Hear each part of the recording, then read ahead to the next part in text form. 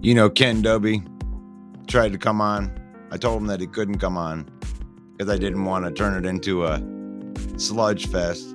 But I think I was wrong. Because let them have it. Let them say whatever they want. I see Rashnish in the comments. I see Bear Down Mike in the comments. Let them say what they're gonna say. It's all good. We lost.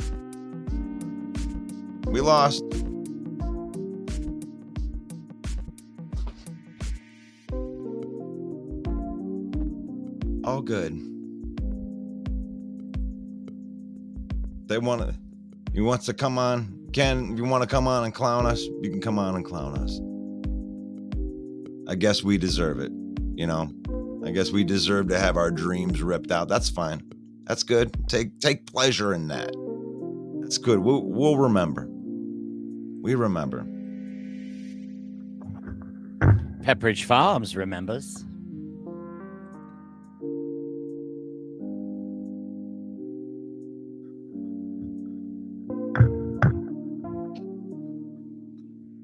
Hey, Ken, I'm posting to all the fans in the Bear page because there's already Bear fans in our comments right now trashing us. So I might as well post in there and allow you guys the platform to trash us. That's cool. You can trash us. I'll post it into the fan page. You're more than welcome to come on and trash us. Or you can come on and give us props. I'm wrong to try to kick you off. Say what you need to say.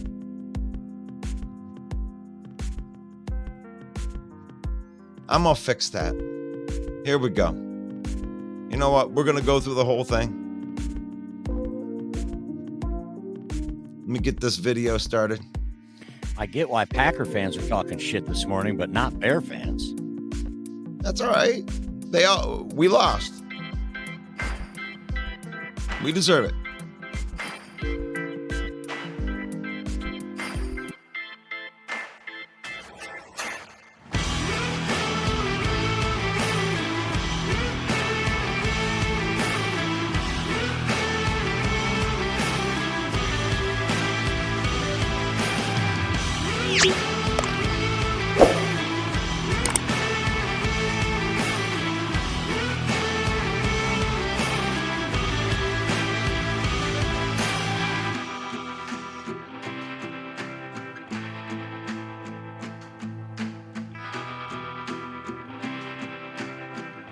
No, we should give all the fans of the opposite fan base a chance to talk about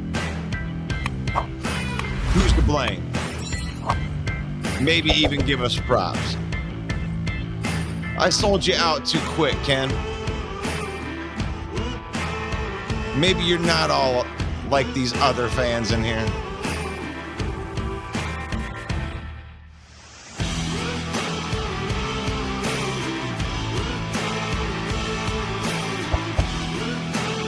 Ooh, that's a good question.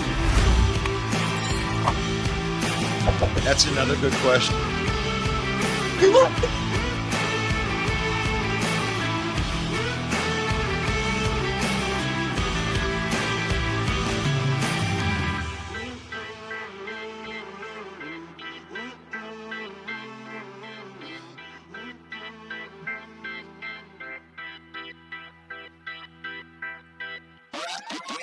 Bad morning to everybody out there, right there. That is a Lion fan, and you're feeling our pain right here. Welcome, Dwayne.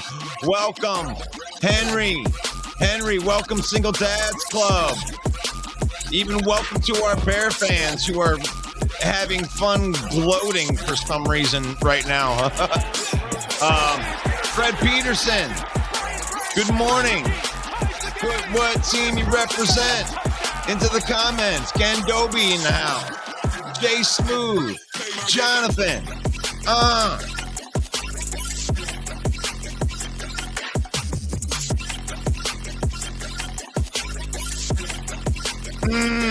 There we go. Yeah, not feeling so good today on a Monday morning. It is Overreaction Monday right here, and it is Football Talk with Russell Wayne, and I'm your host, Russell Wayne, right here, and we are talking some football like we do every morning on here, and we are broadcasting live into Mike the Bear fans spot right here because we got Bear fans in here talking trash, so we need to address them. The Lions villain squad. We just got over 40,000 villains right here who have taken the journey that unfortunately has come to an end. And we're going to talk about that too. And we're broadcasting live into the Detroit Lions news podcast spot, as well as I go ahead and broadcast live into our group, which is the Detroit Lions main event right there. I have my compadre here. We're going to talk about this. Main event, Mike, welcome to the program. Thanks, Russ. The toughest Monday of our career. Glad you're still here. We were here when we were 3-13-1. We're going to be here today. That's right.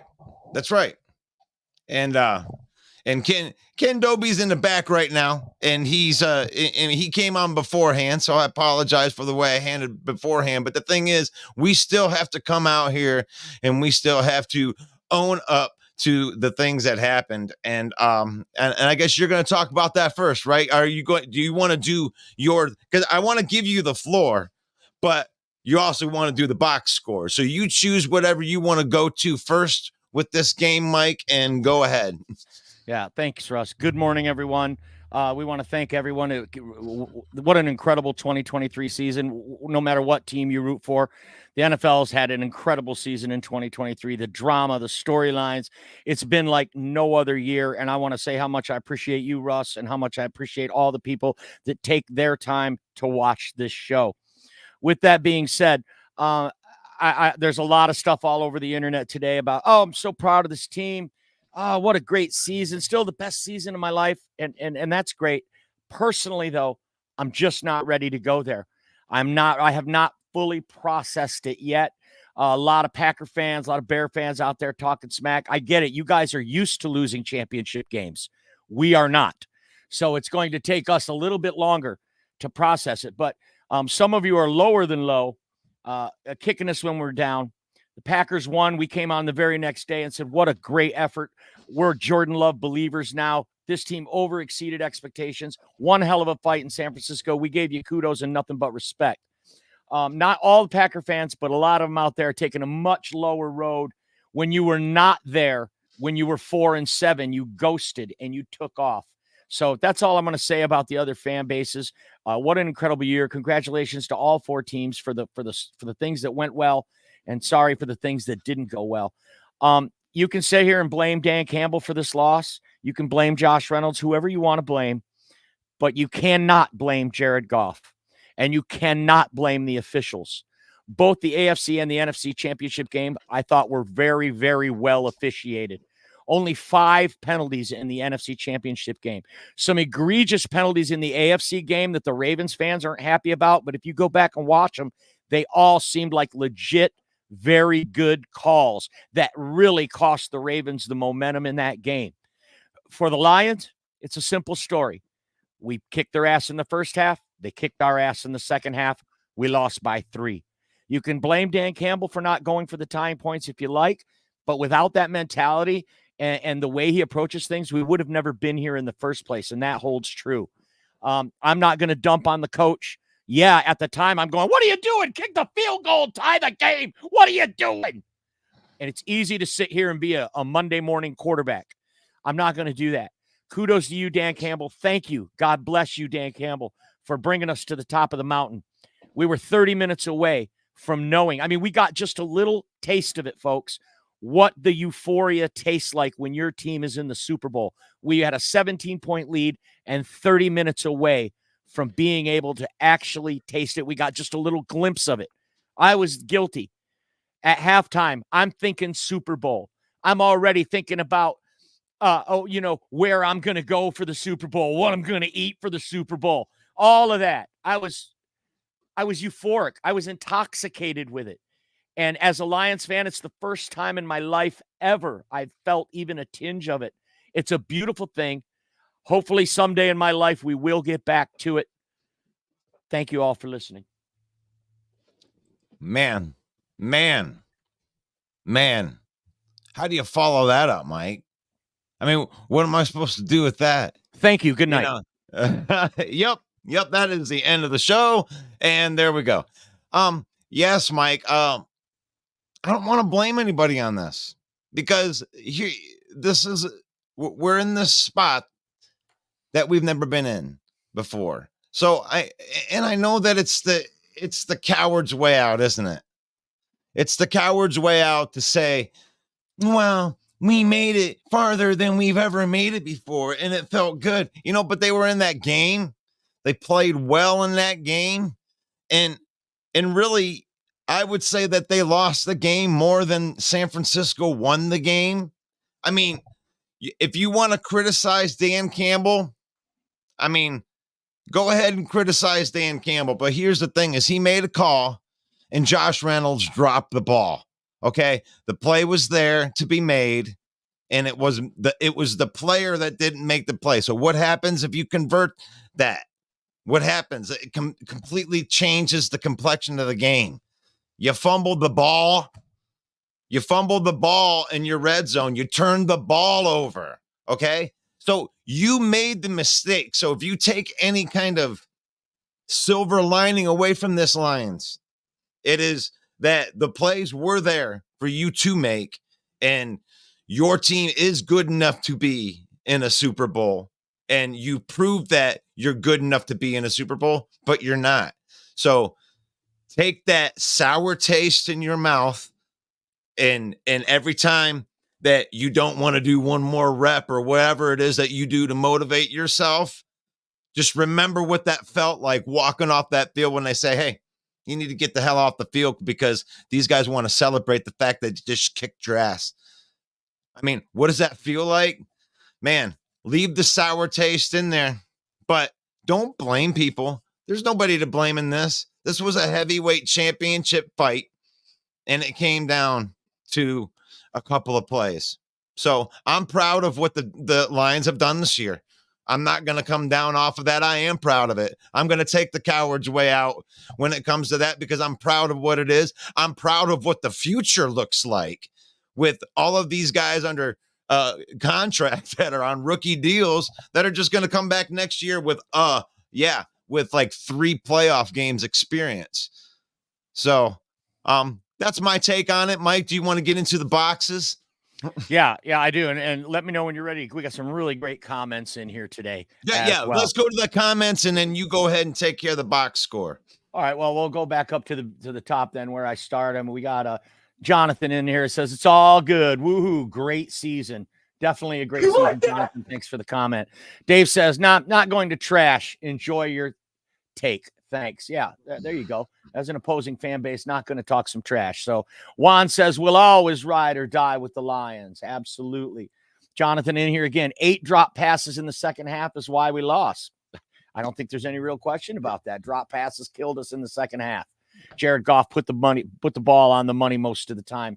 Elise says, good morning. Let's get this offseason started. Go Lions. I love that. She's got the worker bee mentality. Let's put this work in, girl. Let's go. Yeah, right on. I love that comment. We got Janet who says, we will be back. I love that one too. We got a lot of was that like the Terminator? We got a lot of armchair quarterback stuff in here. We will be back. Justin May, the rapper. Lions all day, every day. One cried, restore the roar. Justin May, the rapper. Check him out on YouTube. Wait a minute. Can you put that back up? I want to see if I can now what does that say? It says freak every team Lions all day. That's why I skipped it because it was illegible. Freak every team Lions all day. Restore every day. The roar. One pride, restore the roar. Restore the roar. But go check out Justin May, the rapper. All day, every day. I checked him out. The roar. And I was glad I did. He had some good raps there about the Lions. I thought it was pretty great. So Carl says it was fun, but we gave it away. Use it as a mantra to kick ass next year. And Goff did his job. Yeah, absolutely. I can't argue with any of that take there. And then I think the last one I got in here was another Jonathan. Jonathan, you're full of good takes this morning, Jonathan. He says, are you guys still going to do the show during the off season? This is the Main Event 365. It's 365 days a year football content. Follow us on Facebook, Lions Villain Squad. Subscribe to our YouTube channel at Main Event 365. It's 365 days of football content. Whether or not we will keep the morning show going, I'm pretty sure we will. Russ, that's ultimately going to be your decision. But we will be turning our attention, once we lick our wounds and wrap our heads around this loss, we will be turning our attention towards the draft, the combine, free agency, all the things that the NFL has set up a 365-day model. We will be following those things all year long. Yeah, and you're right. And I will be here every day. I mean, I may not be doing full hours. I mean, I don't know. I don't know how much I can talk about the backup punter, during the offseason. But I mean, I'm going to be available in here and we're going to talk about something at every day. But there's a lot of exciting things, especially if you pile on the entire NFC North especially with the Chicago guys coming in with like buku top 10 draft picks and tons of money and a bunch of job changes there. And, we got some coordinators that are probably going to be going to different places. So there's going to be a bunch of news that we're going to be able to break and talk about during the off season. And especially, the draft is in Detroit. So there's that. Yeah, for sure. For sure. So yeah, absolutely. I believe we're still going to stay on this train. We were here when we were 3-13-1. I don't see why we wouldn't be here when we were the second best team in the NFC this year. Let's bring Ken Doby on and take a little spoonful of shit, and then I'll read the box score. But I don't know. Don't underestimate Ken. What's up, Ken? Hey, good morning, guys. Welcome to my 2010 Light Edition. At least you guys didn't lose to the division rival in the NFC Championship game and then have to watch them win Aaron Rodgers' only Super Bowl. So, Ken, what's up with the headset, Ken? Can I get a Baconator large fry and a chocolate frosty? and here we go, straight to trash. First thing in the morning when you try to be nice. No, I wasn't trashing. I wasn't. So, anywho, guys, hey, great season. Hey, like I said, at least you didn't lose the NFC Championship game to your division rival. That happened to us in 2010. We lost to the Packers. Actually, what made that one even worse was we let them in the playoffs the final week of the season. They went on a rampage in the playoffs and go on to win the Super Bowl after beating us in the NFC Championship. So, yesterday's game, I'll look at. I was with Eminem when he's giving the double bird to the Niner fans when you were up 17. My son straight up got up and left the room, said this game is over. And then I'm texting him in the third period, said it's tied. And we were like, whoa. For me, the thing that cost you the game wasn't Dan Campbell. You ride or you die with it. You live by the sword, you die by the sword. He did that.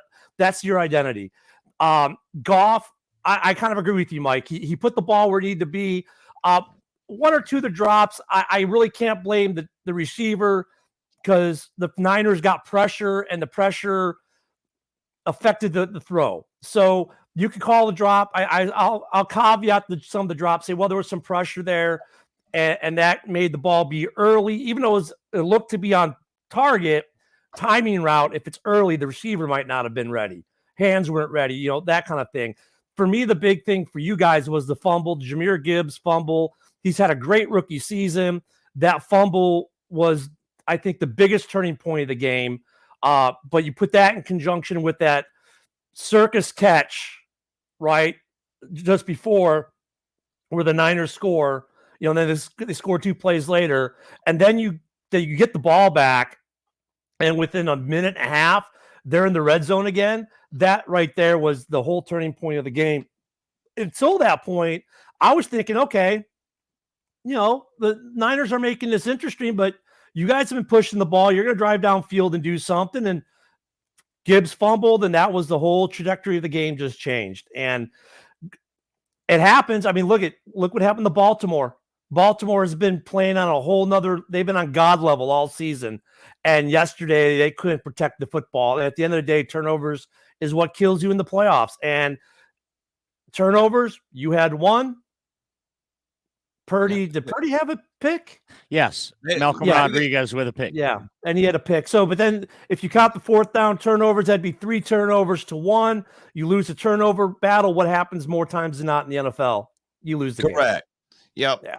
And that's like that, and even that weird catch right there. I mean, and then I'm not taking anything away from that. Stuff like that happens. Yeah. But I remember looking over at Mike during that game, and he was just saying, "Oh shit," that you could feel that momentum, and they couldn't ever grab that back. And even after those plays, even after the fumble, and then they scored, and it was tied. Then right, you still have a chance at that point after all the fluky stuff that happened to get the game done.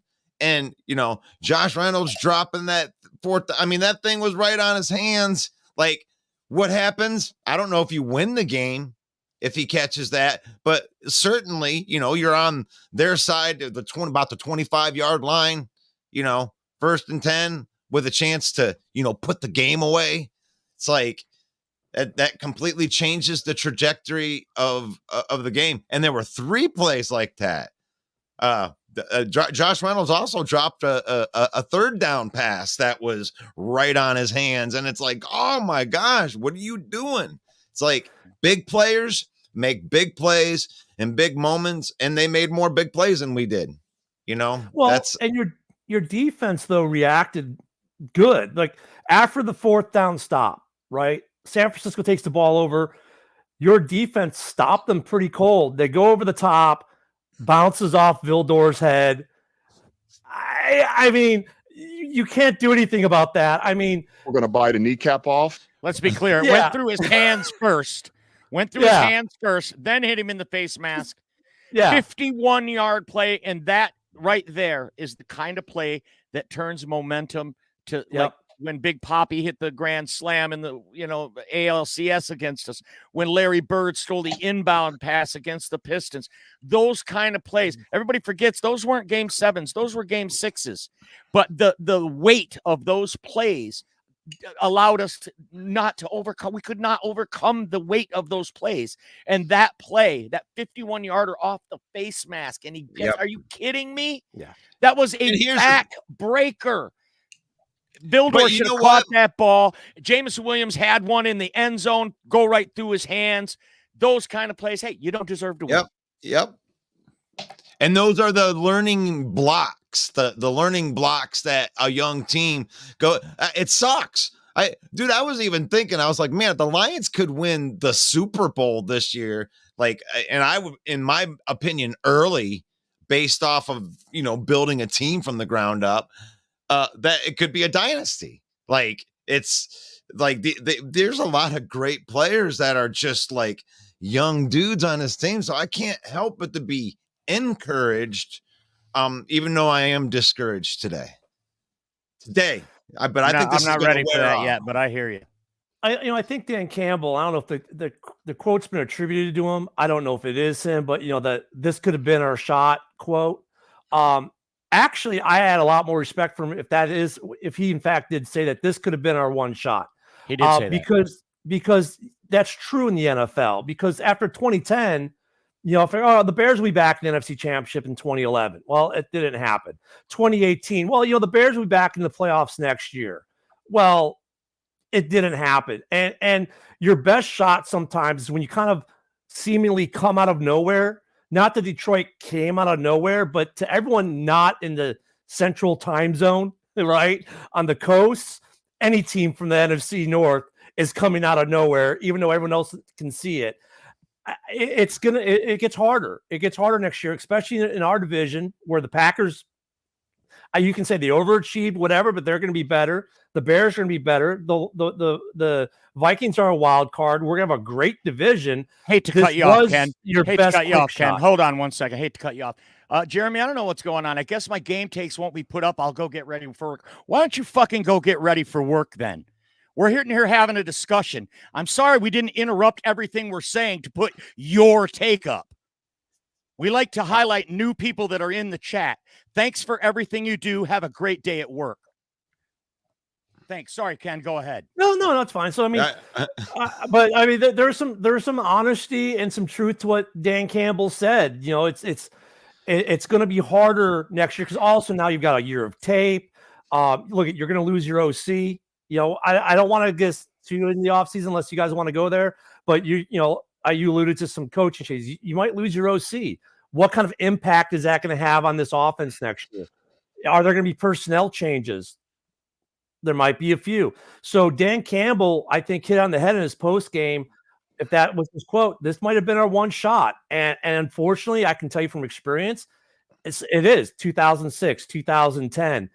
The good news is, though, you look at 2006, 2010 from a Bears fan perspective, we were at the big game 2006, lose on a blown coverage and bad offensive coaching, but we come back 4 years later and get to the NFC Championship. So it's a tough league, man. I mean, you guys look at you made your first NFC Championship in what, 32 years. That, to believe it or not, I mean, that was the longest streak. The next longest one is what, 20 some years. So it's not uncommon to go long times either. But I don't think you guys are going to wait that long to be back in the playoffs. I don't think you're going to wait that long to win another playoff game.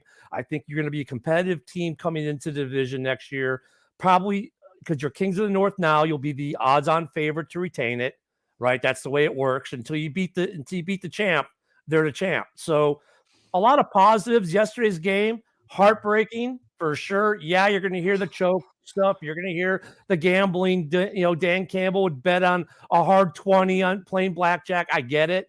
That goes with the territory of being a fan sometimes, but also take pride in the way you guys played. You guys came out and punched those dudes in the face.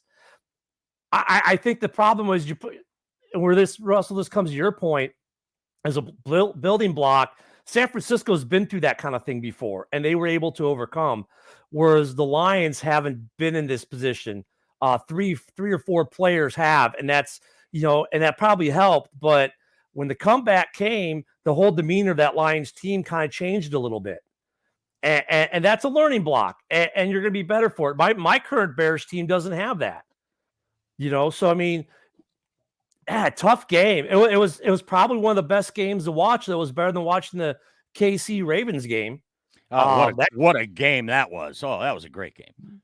Go ahead, I want to, on the go for it thing, like, all the people the Dan goes for it too much. And I love the Monday morning quarterback version of this. Like, it cracks me up. Oh my gosh, they go for it too much. Yeah, it didn't work this time. But 2 weeks ago when it was absolutely necessary and it happened and you won the game because of his aggressiveness. Oh, then, wow, yeah, look at that.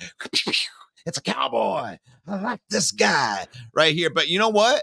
I'm a firm believer in be who you are, right? So really, if I look back at the game, the only thing that I regret that he didn't do was go for it at the end of the first half when it was 4th down with 2 seconds left. And why don't you just go ahead and get your 7? You had the momentum. You were pushing guys out of the way. You probably could have ran the ball right up the gut and got that. And you would have went up. He went up by 3 scores. He did the right thing, in my opinion. Yeah. So, yeah, of course. So Mike's the side of Dan Campbell's way too aggressive. We shouldn't have done that. Time and place. To go up 3 scores before the half was a smart move, I thought. Yeah, but you could have went up by 3 touchdowns, and you had 1 yard to do it. The analytics. The thing is like, I'm not trying to say he should or he shouldn't. What I'm trying to say is, you're aggressive, Dan Campbell. Why don't you be who you are? Why did you kick a 12-yard field goal, but you passed up on a 45 and a 47-yard field goal? And be who you are. Either go for all of them and play those analytics all the way through, because guess what? Oh, 4 points right there. There you go. There's 4 points. There's 4 points. The analytics, right there. The analytics, proved Campbell right. I mean, even Greg Olson on the cast was saying, look, the analytics. In fact, I was surprised that the sportscasters on Fox were supporting Dan Campbell. They're like, the analytics say go for it. This is their identity. Now, the one thing where I might agree with Main Event Mike, though, but here's where I will agree with Main Event Mike on that, though. NFC Championship coming towards the end of the game, you can tie the game, right? But you pass on the field goal on the road to go for it in the red zone after you just failed it, and the tide of the game has not gone in your favor. I think the one thing where Dan Campbell learned is that while this is your identity, sometimes you can't be who you are. You have to take the points. You have to suck it up and say, okay, fine, take the points. And I get Mike's argument that I know you're disagreeing with me, Russell, but I mean, I get Mike's argument because situationally, I get his argument too. situationally, you take the points. This could be a whole different game now. Maybe you win. Maybe you force OT and win. But see, we're going into this Maybes. Doctor Strange weird universe where you shoulda, coulda, did it. The thing is like there's an ebb and flow of this game. Here's the thing: Josh Reynolds, catch the freaking ball. You catch the freaking ball right there. That changes the complete trajectory of the game. That gives them 1st and 10 on their 25-yard line with the lead and running the football. Okay, Russ, let me ask you this question. Right there, game over. Really. Let me down. Let's phrase this differently. I think Mike will agree with this. If you throw it to Russell 10 times in a row, he drops 10 passes. Do you throw to Russell? Do you throw him again? Dan Campbell does, because you have to show confidence and trust in your guys. Right. If you fail, did make a key catch on the drive that they were going down to try to bring it within 3. If you fail on 4th down conversions 10 times in a row, do you go for it the 11th in the same game? I mean, there comes to a point, I think this is like where Mike is saying, take the field goal at the end of the game. The momentum is turned.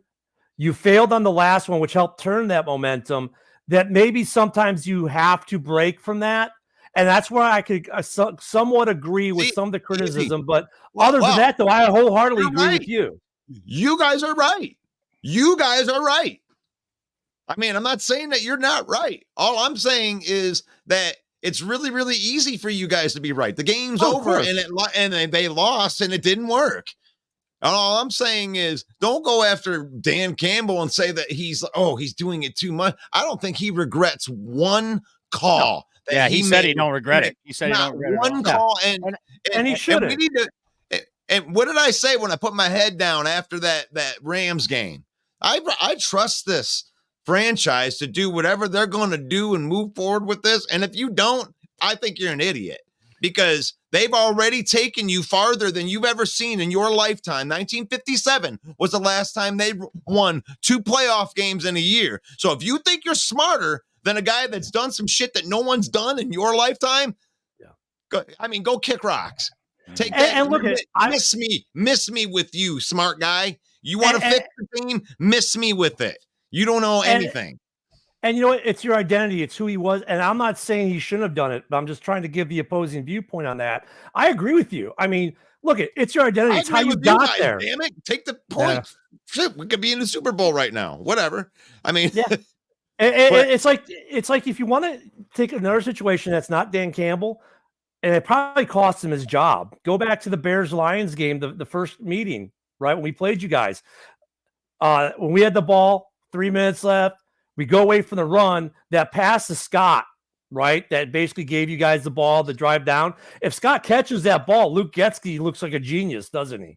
Right? You went over the top to Scott and you know, I mean, it's the same situation. Yep. Anytime as a coach, when it works, you look like a genius. If it doesn't work that one time, working is magic in the universe and changing things around. that one time it doesn't work. Oh, he's an idiot. Fire him. You know, that's the way it works in the NFL. Well, they did. We remember that. Let's get a couple of these comments that I got started here, and then we'll read Hey, Robert, I do not agree with you one at all. This is what I'm talking about. You've been telling me all year. Well, here's the thing. Okay, goalpost movers. And this is what you guys get to win. You guys get to win. Unless the Lions won the Super Bowl, you were going to get your win. In week 7, you go, oh, no, you haven't. They're going to move. They're going to go past this one. Oh, no. They keep moving it.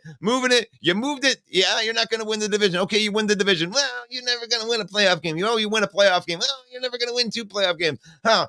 Okay, you moved the goalposts. Dan Campbell's aggressiveness got us to the NFC Championship, and it didn't work. And yes, you're right. Now you're right. After you've moved the goalpost 18 weeks in a row, yes, you are finally right. You are 1-18. You are worse than my franchise. First comment I have starred here is some guy named Jeremy says Sutton was absolute booty juice last night. So, well, I've had that one starred for a while.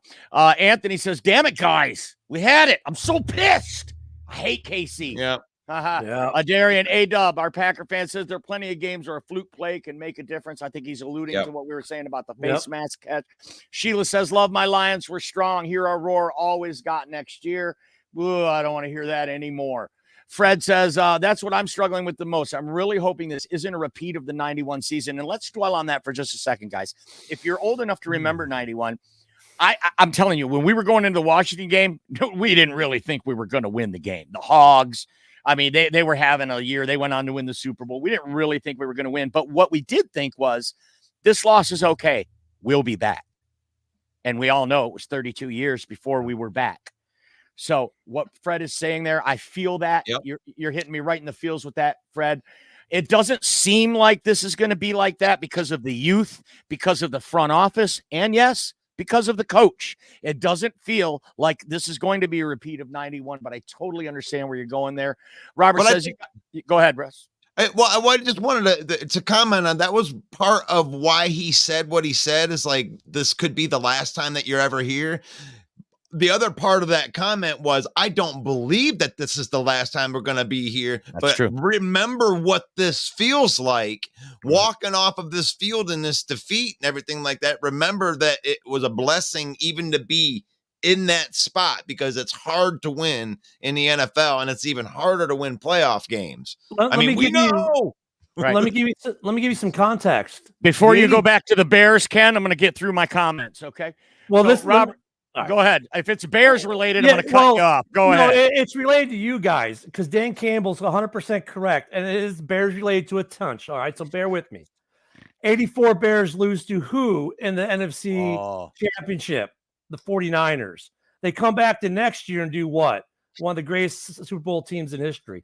So Dan Campbell's right. You learn from it. The 85 Bears did it. Could we see the same thing with the Detroit Lions? We'll see. All right. That's a great call. Can I answer this question here? Go ahead, Russ.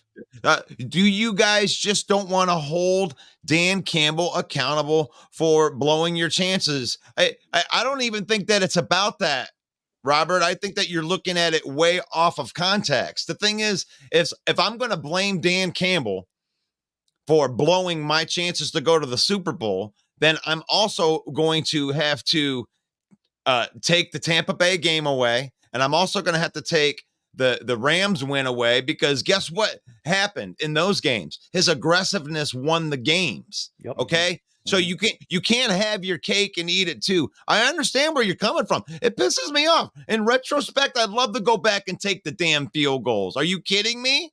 Right. And I think that Dan Campbell, if he could do the time machine, man, let's see what we can do it the other way. We're going to bite a kneecap off. Let's see what happens the other way. I'm sure that Jahmyr Gibbs would love to go back in time and run the right direction and not fumble the ball in the most crucial spot in the game. But that's not what happened. Dan Campbell coached a good game. I mean, I like the game. I love the play calling in the first half, and mistakes of the dropped passes in the second half is the reason that the offense wasn't moving. It wasn't like San Francisco was, oh, wow, what this big play by San Francisco. No, you dropped the ball. You dropped the pass. I mean, it wasn't like, oh, Nick Bosa came through and took the game. No, you lost the game, Lions. You did it by not making the plays that were available to you, that the coaches put you in the right position to make the play, Josh Reynolds, and the ball was put on your hands. And when the ball hits both of your hands, you're an NFL wide receiver that makes $8+ million a year. You need to catch that ball. And by the way, that was a fourth down, Russ. That was one of those fourth downs. So right there, that fourth down play has as much significance as a ball off of a face mask and catch that's a 50-yard play. That is just as significant. That if that is a completed pass, then we're talking about a different game, maybe even a win. But you got to make those plays. Justin says, Big Sack Dan gets my praise. Winners go for it. Not dwelling on, should I have went for it? I say go for it all day. Then we had Paul who says those decisions are what got us there in the first place. And then Sarah comes in as the voice of reason and says, this isn't a regular season game. It's the championship game. Going for it was stupid. You guys want to respond to that? Oh, I disagree with I disagree with that. So Sarah, I respect your opinion, but so what you're asking Dan to do right here is to ignore everything that got him there and all of a sudden become a completely different person. No, she says gambles got you there, but it also ended you. Yeah, but that's what we're talking about right here. Yeah, you can say that. You moved the goalpost 18 times. You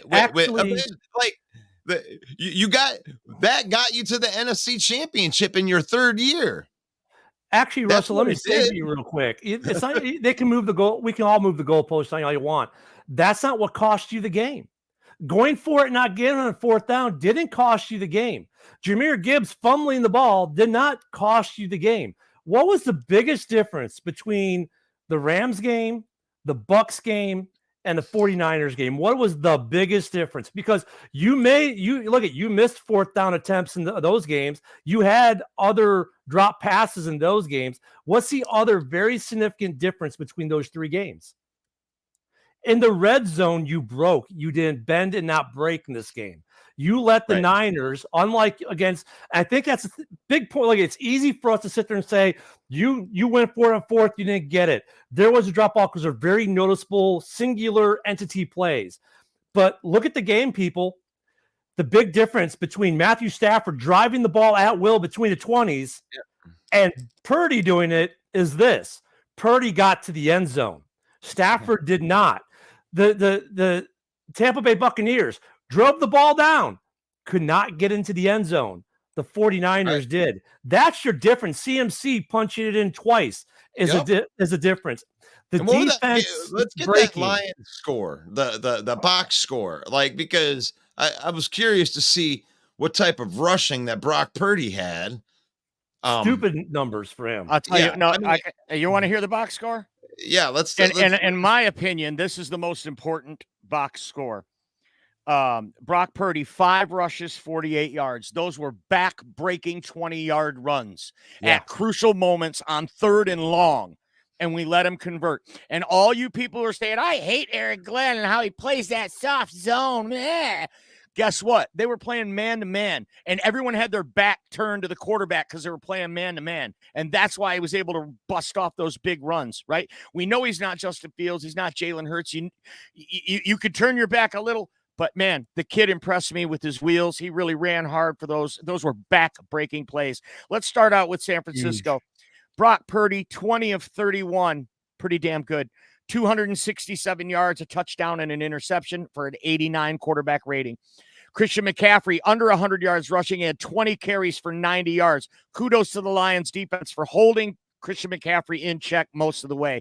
I think if you take away the runs from Brock Purdy, we shut down their run game considerably. He did have 2 touchdowns, and he averaged 4.5 yards per carry. Total rushing, San Francisco 155. The Lions rushed for 182. Total yards, the Lions had 442. The Niners had 413. So we outgained them in the ground. We outgained them in total yards. Jared Goff, 25 of 41. That's pretty damn good. 273 yards, a touchdown, and 88.8 passer rating. We rushed the ball for 182 yards. David Montgomery had 93 on 15 carries. That's a 6.2-yard average. Maybe we abandoned the run a little too early, especially with a 17-point lead. When they started to come back on us, we had a crucial possession in the third quarter that was 3 and out, and the entire possession took less than 1 minute. That's a coaching decision, folks. I don't care if you're defending Dan or not. That's not good when you're averaging 6.2 yards per carry. Jahmyr Gibbs, 12 carries, 45 yards. J-Mo had 1 rush for a beautiful 45-yard touchdown. In the air, leading receiver for the Lions, Sam Laporta, 9 catches, 97 yards. Amon-Ra St. Brown, 7 catches, 87 yards. J-Mo chipped in 2 catches for 25. Oh, yeah, and a drop touchdown. Josh Reynolds, a 25-yard reception on 4 targets. It was those 3 misses that were more huge than that meaningless 25-yarder at the end of the game. On defense, it was the Detroit Lions led by Alex Anzalone with 9 tackles. The Lions recorded 2 sacks total. For the most part, they didn't get a whole lot of pressure on Brock Purdy. They did get some. They got 2 sacks and some pressures. And I could think you could say the same thing about the Niners. They also had 2 sacks on Jared Goff. They did get some pressure to us, but an even game all the way around. The penalties were even. The time of possession was close. Here's a big difference. The Niners in the red zone, 4 out of 5 in the red zone for the Niners. That's huge, folks. That's where the Lions have been stiff. That's where they've been able to translate this shaky secondary into some wins, is because they've been able to keep teams out of the end zone when they're in the red zone. Was not to be yesterday. What else we got? Oh, Jack Fox with a 74-yard punt, NFC Championship game record. You're badass at that, Mike. You just rip that off. Yeah, take a drink, dude. You deserve that right there. I took a drink of an empty can. Yeah, I look at those stats and it's like, yeah, I wish we were running the ball well, and that's why those dropped passes and those crucial moments are so big, because what happens right after you get that first down, right? They're probably gonna, give David Montgomery a couple more of those are going to be runs. I don't think they they didn't run the ball enough, but when they needed to execute the pass play, I thought that, when you're dropping the ball, that's going to take away from that run, because you're stopping the drive rather than moving it forward. So it's like, yeah, the balance to run the pass, they were crushing it. That's why those drops were so freaking crucial in those spots. And one thing I wanted to say about the Amon-Ra, I can't believe I thought he had a better stat line than that. It seemed like we were chanting Amon-Ra every time they got the third down, because we knew they were going to throw the ball to Amon-Ra. So I think all 7 of those catches were third down catches. I think they were. I mean, that dude is about as clutch as you can get, is Amon-Ra St. Brown. You need to use him more than just third down. He's your best receiver, and to turn him into Tom Waddle, so Bears fans can understand, is just like, what are you doing? He's not Tom Waddle. He's DJ Moore, Lions edition, right? I mean, that's your guy. Why are you turning him into, and I love Tom Waddle. He was a great receiver for the Bears, a great third down specialist, but why are you doing that to your best receiver? The guy had 7 catches for 72 yards. That's a great stat line. And Mike's over there, and Mike's bitching because they didn't run the ball enough. You know why they didn't throw more to Amon-Ra? Because they were averaging 6.2 yards a carry. That's why they weren't passing it to Amon-Ra. Josh Reynolds, catch your freaking targets. And Josh Reynolds has been reliable all year long. Yeah. Josh Reynolds has been reliable. Big catches, especially on third and even fourth down this year. Goff trusts him. Dan Campbell trusts him. The whole team trusts him. He just didn't. His one catch was huge. The one catch that he did have was huge. That proves that they do trust him. Here's the question, though. The bigger question now, because I reading some of the comments, I agree it was a different Lions team in the second half, especially defensively. Your OC might be a head coach by next week, right? Are you guys also looking for a DC next year? I don't know yet. I think Aaron Glenn's going to go and take a head coaching job. There's no head coaching jobs left. There's Seattle DC, and Washington. That's it. Yeah. So if Ben Johnson gets one of them, it's looking like Dan Quinn will probably be the guy in Seattle. I really don't see Pete Carroll taking Aaron Glenn, even though it's one of his former players as a Jet. I really don't see Aaron Glenn getting a head coaching opportunity. This is a problem for another show, a topic for another show. Right. I think this is bullshit that these candidates miss out on head coaching opportunities because they're doing a good job. Right? Because these other teams, these other teams want to get a jump on the offseason. They want to start hiring staff. They want to start looking at free agency. They want to start looking at the draft. So they want to get their coach in place.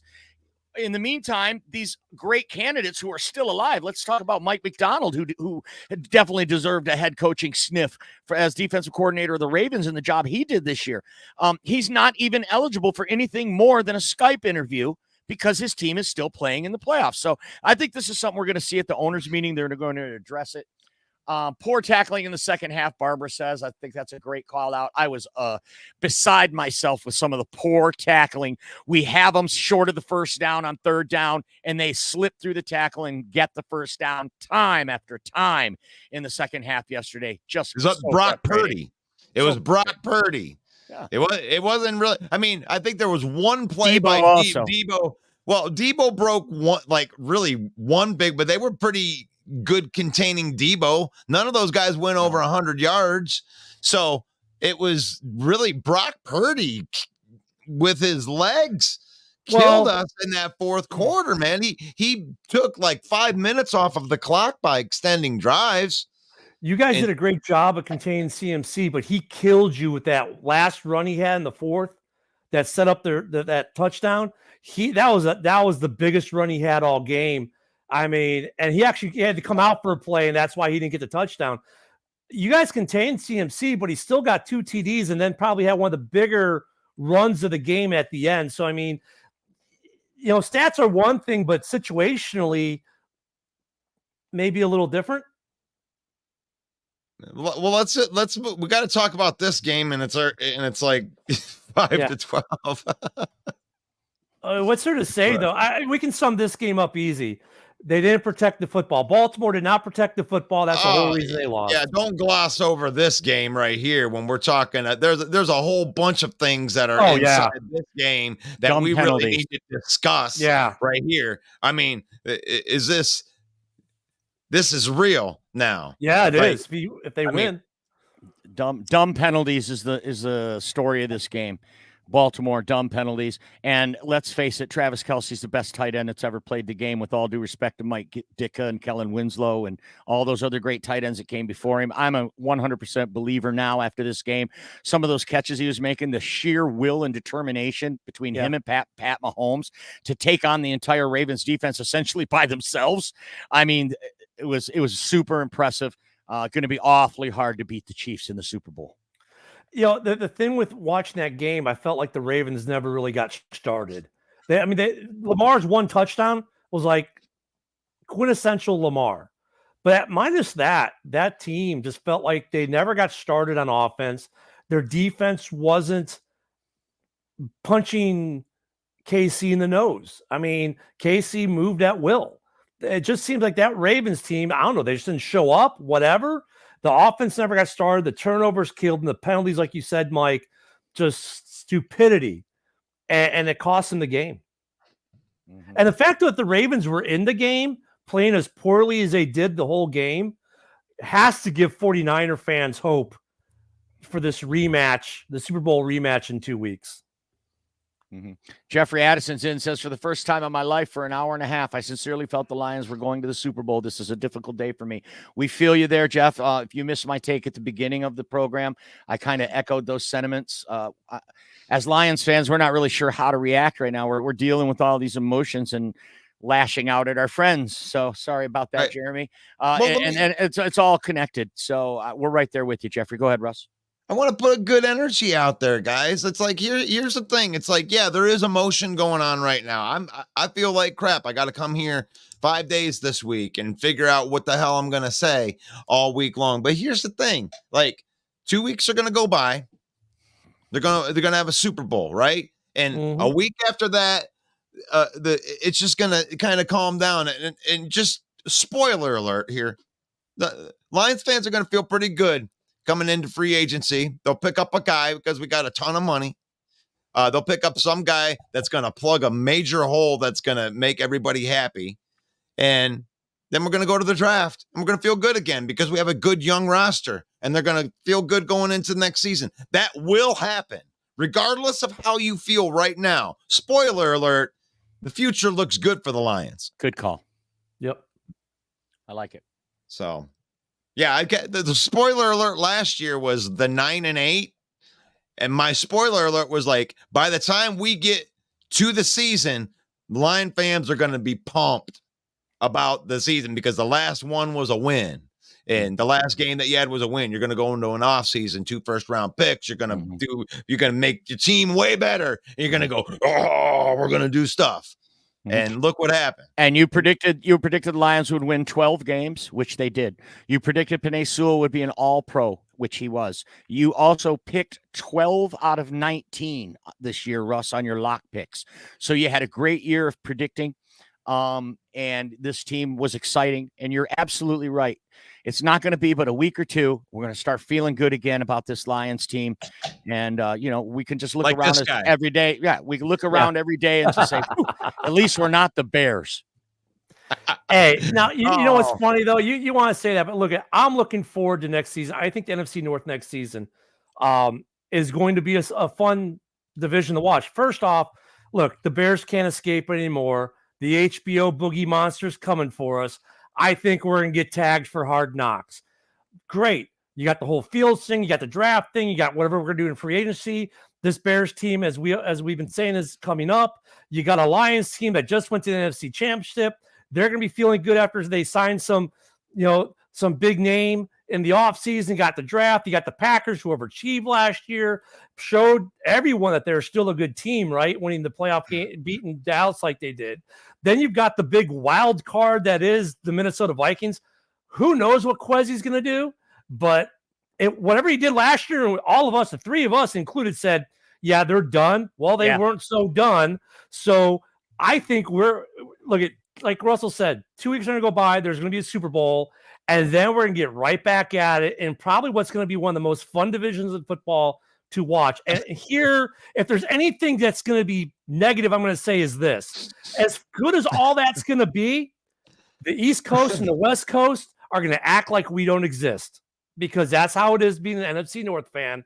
We don't exist unless we win the Super Bowl. And even then, it'll be explained away as luck or some other thing. I think we have one of the better divisions of football to watch. There's a lot of good things. Lions fans should be happy. You've got a lot to look forward to. Bears fans, you have a lot to look forward to. Green Bay fans, you have a lot to look forward to. And Minnesota fans, Sarah, I love you. I don't know if I'm looking forward, looking backwards, or what, but it's going to be a fun offseason, and it was a great season. For sure. That was the whole gambit right there. Yes, through all of them. And you know what? I'm looking through, like, Mike, I know that you're looking at the comments. I mean, if you can find a worthy comment in there that isn't just talking trash. No, there's a lot of good. There's a lot of great comments in here. I just see some fights in here. I mean, there's a lot of good support for the Lions as far as like feeling good for next year and stuff like that. But like, there's also a lot of meaningless, like, there is, but they're also going back and forth with each other. So yeah, they are. So, but definitely some great comments. And on there, Elise Sweep says 220 days until week 1. There you go, Elise. That's what I'm talking about. Nice. That's right. I love it. And I do got to get up. I got a conference call here at noon, so I got to jump off. Hey, God bless each and every one of you. Peace out. Later, Mike. That's Main Event Mike. Main Event Mike doing it right. You know what, Russell? Not only do we have, I think this is that I've been on our show. We were talking, and people want to talk about the draft, and I've been tabling the draft. I don't even want to talk about the draft until March, because we got something else that happens after the Super Bowl that you and I know will be watching, and that's free agency. Well, free agency comes first, but here's the cool thing about draft. Shape it.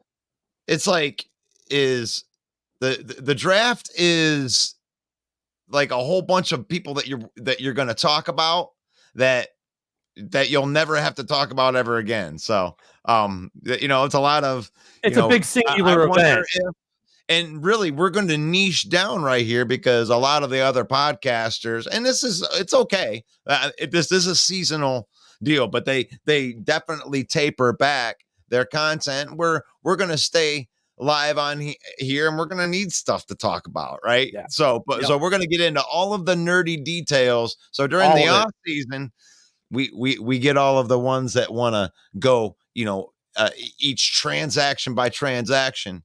And because we focus on the whole North, that really helps us in the off season because we'll be able to, track most of the moves. And considering we've got Monday through Friday, and I don't know if you heard the news yet, but I'll share it with you and everyone else. We're moving, during the off season, like Hal saw, the Wednesday shows, like we didn't go every week. Well, that's changing as of this Saturday. House Hall will do 2 shows a week, 52 weeks of the year. We're moving Wednesdays to Saturdays, though. Saturday at 7 p.m. Central, and then Sunday at 11:30 in the morning Central. And that's going to be 52 weeks of the year now. So, and I know when you guys come and say, well, Ken, Russell, you need to talk about the draft. We'll get there. Right. We got the Super Bowl yet. We got free agency, and then we'll probably have a good month of lead up to the draft. Yeah. And then we'll have a month of lead up to June 1st, which last year, June 1st was so disappointing. Russell and I were all built up like, yeah, June 1st, we're going to see all these. And then nothing happened. And then we get camp, and next thing you know, it's week 1. Like, I love that comment, 220 days of week 1. Exactly right. Right. Yep. So for everybody that's watching, I'm Mike the Bear fan. Just know that that's what they're going to be doing. All of the Detroit Lion villains going over 40,000 villains right here. We're gonna stick with it. We're sticking with it through the whole all season. We're gonna be tracking everything. I honestly think from our perspective, it should be kind of quiet when it comes to our off season. A lot of our guys are first, second, third year guys that I think they believe in the development of it. There's not as many roster spots available going forward. I think that they definitely have their core of guys they want to move forward with. They're all on $1.50 contracts. So, I just don't expect them to go out in the free agency and just grab some big name guy. I could see them extending guys like Amon-Ra St. Brown. Yeah. I could see them putting some money into, what they drafted, their first class. Penei Sewell, they can probably wait a full year. They'll say they'll pick up his 5th-year option. So that they won't golf extension talk maybe. I'm like, and I always even think like, let's look at some of the bigger free agency. Well, the running back class is big, but you're good there. The wide receiver class, there's some talent to be had. Maybe you could make a signing there. Chase Young maybe going to be a free agent, maybe that, but I see. Wouldn't do that though. No, it's going to be quiet. It's going to be quiet for you guys. I think it's going to be mostly re-signings. Like Lion perspective, guys. Like we want it to be quiet because that means that this man right here, your executive of the year, Brad Holmes. That means that he's doing his job because you can't pay everybody. And as long as he keeps on drafting good talent that is homegrown right here, we ain't got nothing to worry about. This team will always be competitive. They'll always be in a playoff run at the end of the year as long as this man right here does his job and keeps the cupboard full of young, talented guys. I mean, we're going to get to walk away probably from the Josh Reynolds contract. I know everybody's mad at Josh Reynolds. You probably Vildor's on a training camp contract. Like that's nothing. But Josh Reynolds was making $8-9 million on that last contract. So I think it's a foregone conclusion that he was gone even if he played good. So for everybody, there could be restructuring.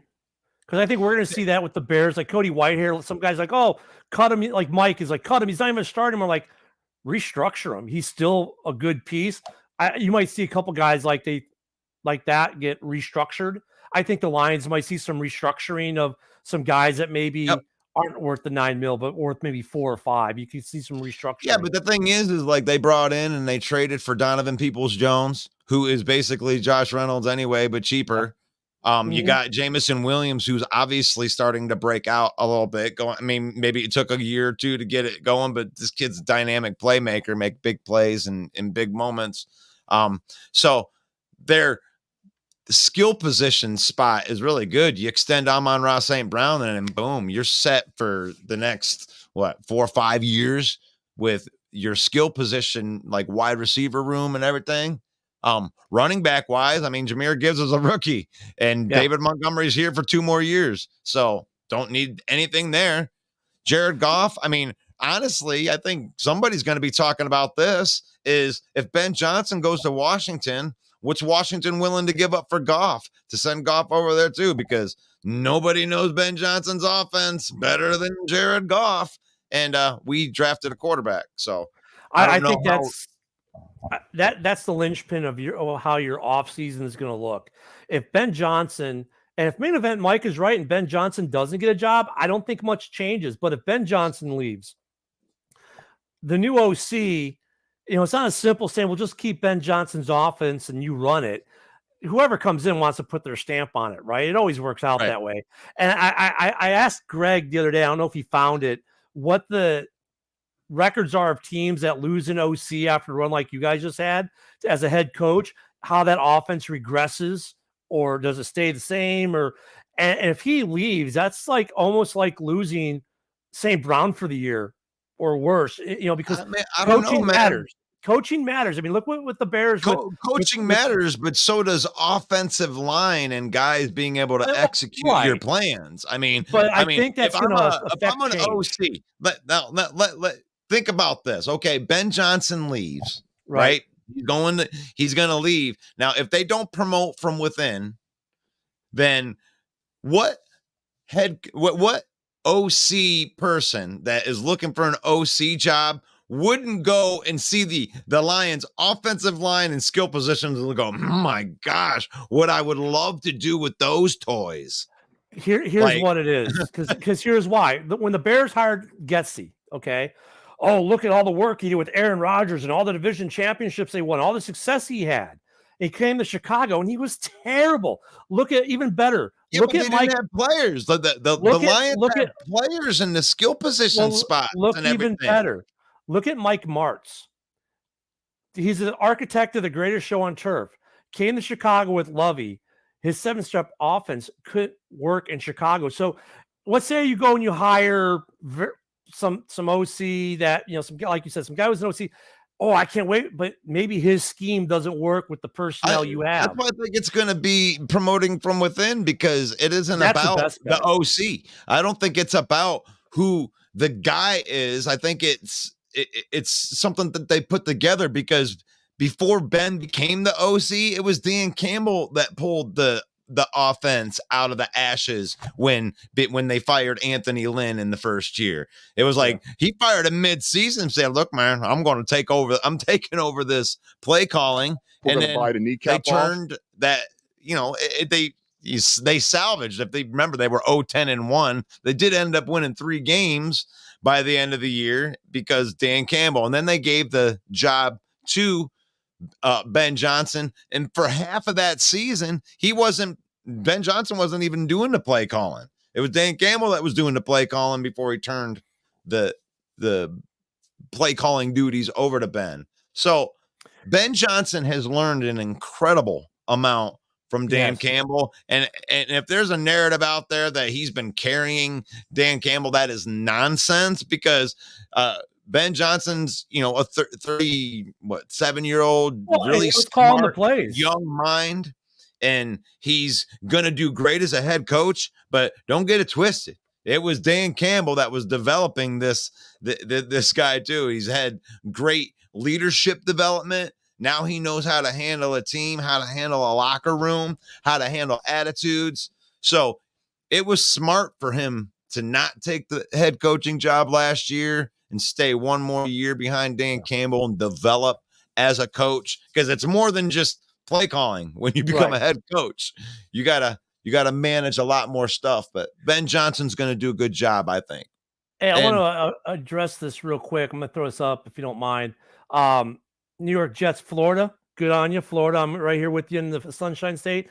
Martz also had a Hall of Fame quarterback, and he's referring to when I mentioned the greatest show on turf. Yep. I lived in St. Louis during that time period. Let me remind people of this. Kurt Warner was not supposed to, A, be the starter. B, was questionable whether he'd make the roster. Only became the starter because Trent Green got hurt.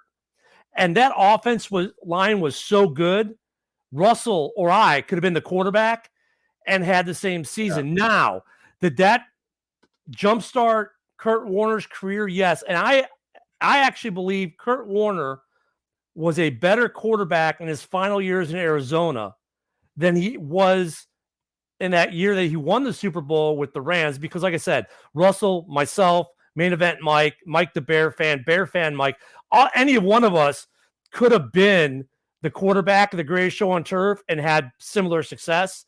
You could have put Eddie George or any of the. You could put Ryan Leaf in that offense, and he would have looked good. So I just want to dating yourself now. I know. I'm a little bit older. If this doesn't already date me a little bit, but I mean, the point I was trying to make with all that stuff before was that, offensive coordinators who have success in one place do not necessarily enjoy success in the next place they go because the personnel doesn't fit their scheme. And that's what happened with Luke Getsy, I think. And I think with Cam, I hope he gets it. If he gets a head coaching job, I think all of us will be like, go do great things. I'm just wondering if there's an OC change in Detroit, what kind of effect, if any, because you're right. Campbell, he bites the kneecaps. He's the architect. It's like in Chicago, Eberflus is the architect of the defense. Yeah, we hired a defensive coordinator, but let's face it, it's still Eberflus's defense. Well, and it's also Jared Goff. I mean, Jared Goff's going to stay. I think they're going to extend Jared Goff by a couple of years, and that's actually what I want them to do. But he is taking ownership of this offense. And if you knew Peyton Manning when he was in who was the OC for Peyton Manning all those years in Indianapolis, I think that they know what they're doing now with this offense. I think that they know how to play with each other. And it's just as much Jared Goff running the offense as it is Ben Johnson calling the plays when it comes down to it. And they have so much talent. Like it's going to be, I think it's going to be fun offensively for years to come with the Lions on offense, especially when they go into the new era of quarterback too, because there is that next level of that too, because Hendon Hooker's still there. He's still there. I mean, I don't think he's going to be ready this year. I don't think they'd pull that trigger this year. Don't have to. You can Jordan Love him. You can Jordan Love him. Look at you. You can Jordan Love him. You can let him sit there on his rookie deal. And then if Goff is still there, you can do what the Packers did in the past or what the Pats did in the past. Trade him away his final year for some capital. Say, look, we got this guy we've groomed for 3 years for you. We'll trade him to you now. You Jordan Love it, because look at the Packers. If they've done anything right, that was something they did right. But you can do it like that. But you can also, like, if you're Washington, are you gonna make the call to Brad Holmes and say, hey, what's it gonna take to get Jared Goff and make him a commander? We got Ben Johnson. We would love to get this thing going. I mean, you'd be dumb not to make the call. Would you, if they offered you their first, well, they're not going to trade their first round pick for them. I don't think. Do you? Do you think they would actually do that? Because I mean, that's what I would ask for. Oh, a 29-year-old top 5 quarterback in the league statistically from last year that knows the offense that your head coach just is installing. You got a young quarterback in Sam Howell who might be able to learn a thing or two. I mean, do you think that brand new ownership group in Washington would first off, do you think they'd offer, and B, would the Lions accept it? Well, the Lions have a quarterback that was top 5 that is on a $30 million contract. Now, that in itself, just the contract alone is worth a first round pick. Just having that quarterback at that price and what you can do with the rest of your roster is worth a first. Now his skill. Now, if they come at us and say, here's a first round pick for next year, a 2 and a 3 for this year, I'm thinking about this trade. And I love Jared Goff. I think he's great. But I don't know how much they believe in Hendon Hooker. I think it's too early. I think that he would be here at least until the end of the year, Like, yeah. But yeah, I wouldn't. I don't think I'd entertain it, but I don't think I'd pull the trigger unless I was so blown away. Like, you gave me your number 1 this year, number 1 next year, and like some other stuff, because Hooker, okay, he's been in the league a year now. Didn't really see much field time at all. Didn't see any. Yeah. since the preseason, he hasn't touched the football on the field of play.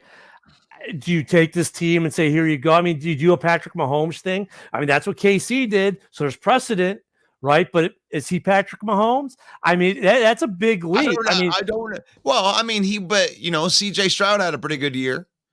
That's a put your job on the line kind of trade, though. Like, if you do that and you don't make it to the playoffs next year, the entire staff gets fired. No, you close the door on the trade that helped bring your franchise to the new level, which is a completely homegrown Brad Holmes team with players that he drafted, and this is what they're moving forward with. And to me, they've proven that they're business. Like, I have no emotion in it because I love Jared Goff. If they want to extend him for 5 years and say, put your eggs in that basket, I'd be good with that. That dude makes clutch throws, great decisions in clutch moments. It's like when they get pressure on him, I love the critiques. Well, if you get pressure on him, I'm like, well, that's any quarterback. You get pressure and sacks, it's going to get to. Well, I want somebody that can escape the pocket. Well, that helps you for like 3 plays a game. Hey, Russell, I hate to do this. My wife is calling. I got a jet for a few. Okay. I'm just talking to the people then. Yep, I'll be back. Right. All right. That's Ken Dobie. I don't mind. Oh, you're not out of there. No, you just you took yourself solo. There you go. I'll take you out. There you go. All right. It's Overreaction Monday. I'm in here all by myself now. I was alone. I was all by myself. And no one was looking. I was thinking of you. And now that I mention, I was all by myself. Oh my gosh. They will know if Hooker is ready. Yeah, that's the question. That's what I was going to get into. Is with Jamal Williams last year, they proved it's business, guys. This isn't like, hey, I feel a certain way about this or not. Well, they moved on from Jamal Williams and they brought in David Montgomery. And it wasn't like, and Jamal Williams was like an emotional leader for the team. I mean, you guys would probably agree with that. He was an emotional leader. And when they didn't pick up or extend him, there was a certain part of the fan base that was, they weren't happy about that. And I don't know if I was one of those because I'm cool. I love the business side of it. It is about business. It's about hard work and all that, but it's a business. So they gave him a deadline and they offered him. Actually, I think we offered him more money than he got in New Orleans with that. And they ended up going with David Montgomery, and David Montgomery's a more talented runner. But it's a business. We love what you did, but we're not going to overpay for this. This is how much money. Hey, you want to come back in? Yeah. I can't hear you. I'm talking to I got my grandbaby on video chat on Facebook. I'll be back in a bit. Okay. Gotcha. All right. I'm going to remove him. I got you. All right. You know what I'm going to do? I need to get the music in the background. I got to lighten the mood up here. I'm going to get some new music for this year.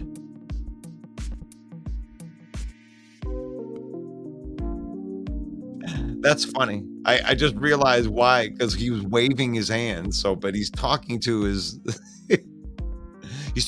grandson. And here's the thing. That's one of the things that we preach here.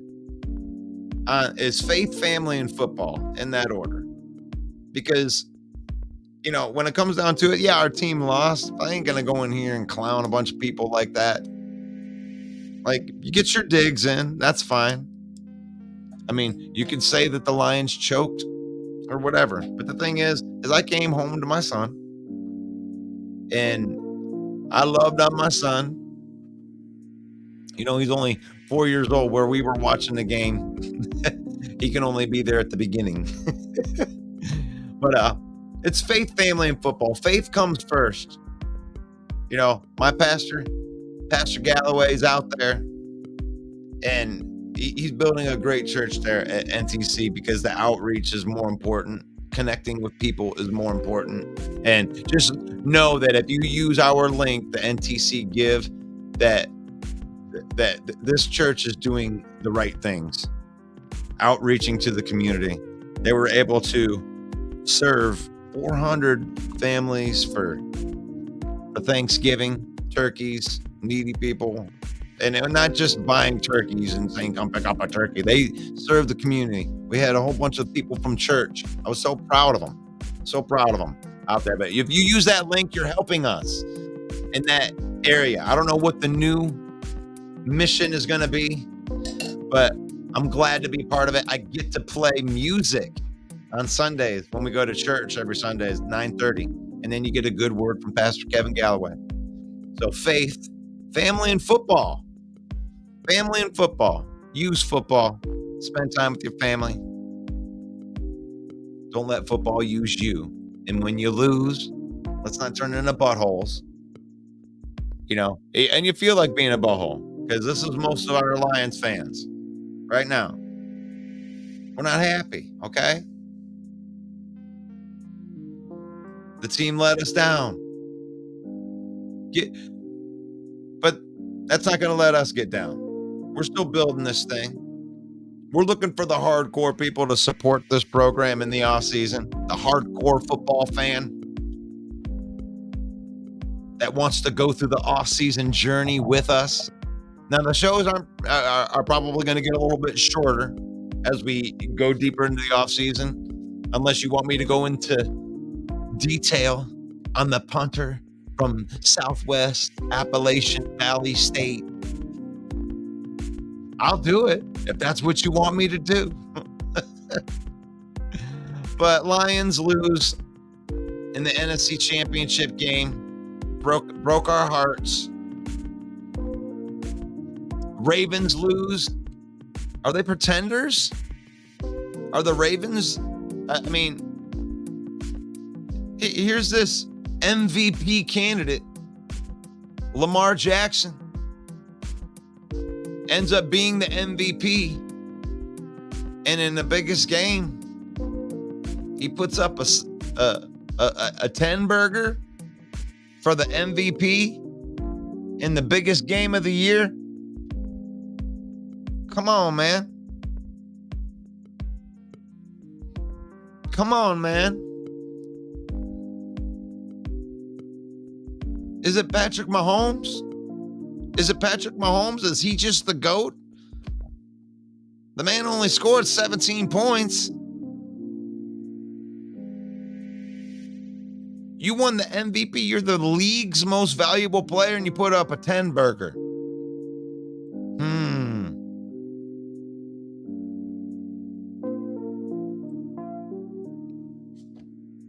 Got a good team there. That team's playing great defense. It ain't even about Patrick Mahomes, but they do have Patrick Mahomes. But that defense for the Chiefs, that's what you should be worried about.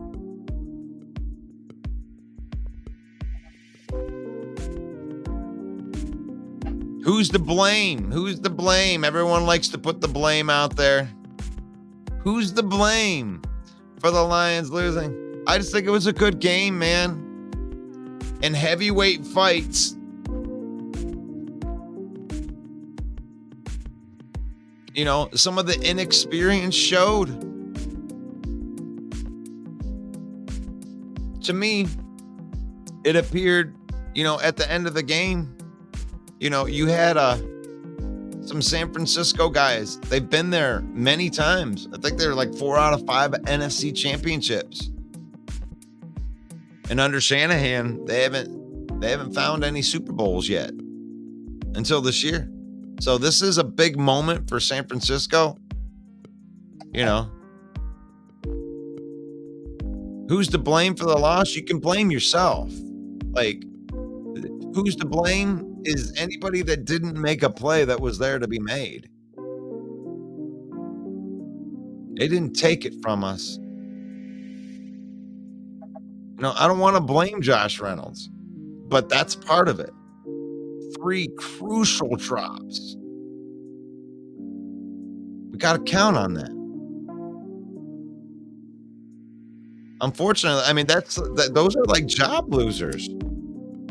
Like, they're not going to be able to keep Josh Reynolds on after that.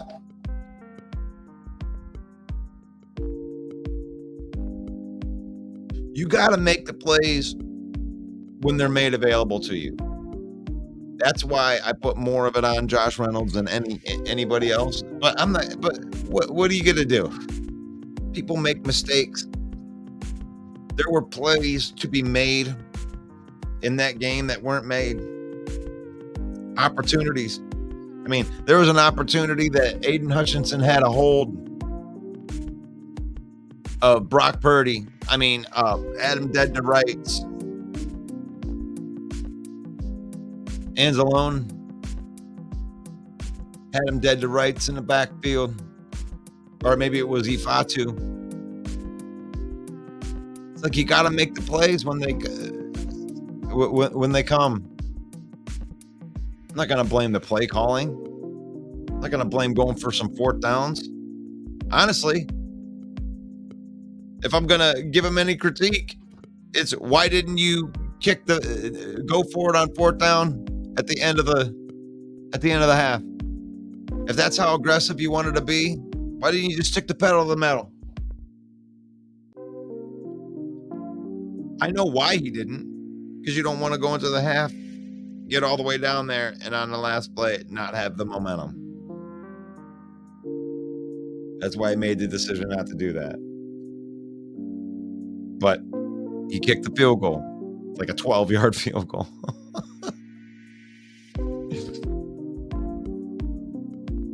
But I don't blame anything. How can I blame that? I can't. I can't go and I can't play the blame game. I remember during the Rams game at the end where I was just thinking of them somehow giving the ball back to Matt Stafford and then the inevitable happening. And I didn't even realize that the game was won already. I vowed at that point, I'm not going to question this franchise anymore because obviously they know more than me, and they knelt down on the ball that won the game, and we moved on. And I'm not going to overanalyze the things. The part that hurts the most is that there were plays that were out there to be made that weren't made. Like sometimes they take it away from you, right? Sometimes like you're going for it and they make this great play that changes the game, but that didn't happen. San Francisco didn't make any plays like that. The Lions had plays that were available to them that they just didn't make. 3 drops, the bounce play off the helmet, like those are the plays that you want to make those plays. Aiden Hutchinson had Brock Purdy dead to rights on one occasion. Anzalone had him dead to rights on the other occasion, and he ends up scrambling for 20 yards. Those, if you want to place blame, that's the blame. Is the plays for you to win and go to the Super Bowl were there to be had, and they weren't made. That's it. It wasn't Dan Campbell's over aggressiveness. Nope. It was, they would have won if they would have made those plays with Dan Campbell's aggressiveness. He coached the game then and gave them an opportunity to win, and the players failed. You got to understand the difference. If you can't, we can't talk. We can't have the conversation. But we're supposed to overanalyze everything. I'm trying to help. I am trying to help the audience, that's what we're trying to do here, we understand that there are people on the side of, and I can appreciate it. Kick the damn field goal. Obviously, he made a 50-yarder last week or whatever. Let him kick the field goal. I get that. But I also get him going for it. You get that first down. You go down and you go up 3 scores and it's 21 points and not 17. That's a different ball game. 2 touchdowns and a field goal is way different than 3 touchdowns. So, I get the aggressiveness. I've said this all year long. The Lions' defense is their offense. Their defense is their offense because that's what they want to do at the end of games. Is they want to step on your throat. If they get those 4th down conversions, we are talking a different story. Yep. And the play was there to be made. So it's not on coaching. We called the play. It wasn't over, they're over emotional. They called the right play. The man that they were trying to get open was open. The throw was there. It was on the hands. There's no excuse on that. But I'm not going to kill the guy. There are other plays that could have been made too. That's why we play the game. You play to win. Oh, wait, let me find it. This is what Dan Campbell would say. I got to find him on here. There you go. This is what Dan Campbell would say, like Herman. Hello? You play to win the game. You don't play to just play it. That's the great thing about sports. You play to win. There you go. The best part about that is the awful AI animation when he does the little face. That's the great thing about sports. and here's some Lions fans right now. Sell the team, bro. Sell the team. 1957. They ain't won shit since 1957. They need to sell the team. They ain't never gonna do nothing. Same old Lions. Stop that. And then there's this guy. Oh my God, it's a 4-2-5 defense. All you gotta do is blitz more. All they gotta do is fire Eric Glenn, and then they can start winning again. They're so stupid. Yeah, I hope you're not that guy. I think that there's a little bit of, I think that there's a little bit of those characters in all of us. Like you get that way, Sometimes you're like, I felt like that last night. Like, we want nice things. We want to go to the Super Bowl, and I'm at the end, emotional. Like, man. Every fan base has that. I have a buddy of mine I served with, retired Sergeant Major, and I swear every time I talk to him, and he's a diehard Bears fan, but every time I talk to him, it's doom and gloom. Everything sucks. Every player sucks. We need to get rid of everyone. We need to sell. There's that in every fan base. You don't need to be that guy. You don't need to be that guy.